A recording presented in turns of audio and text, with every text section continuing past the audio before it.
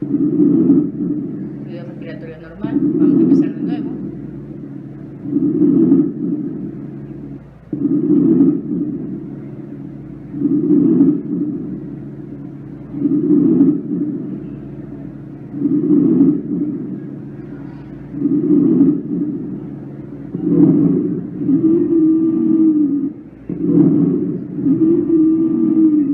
Sibilancias.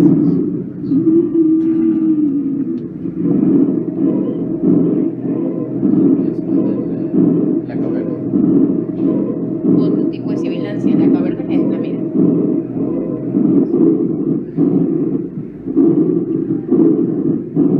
¿Ya?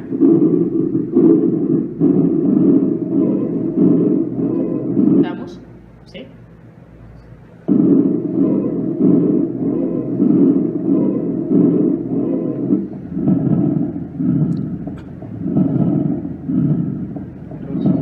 Crepitantes.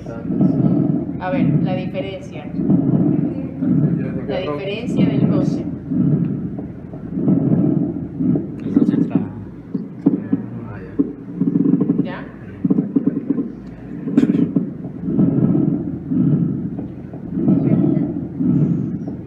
Dice crepitantes finos, para nuestro efecto serían crepitantes o crepitantes, ¿no? Pero para ellos, la escuela norteamericana, finos y gruesos.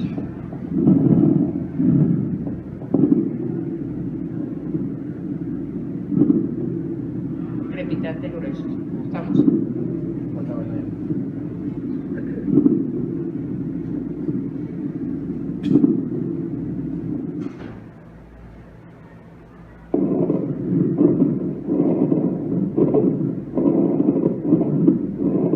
Que pertenece también a un instructor seco, pero de tonalidad baja. Dos, roncos.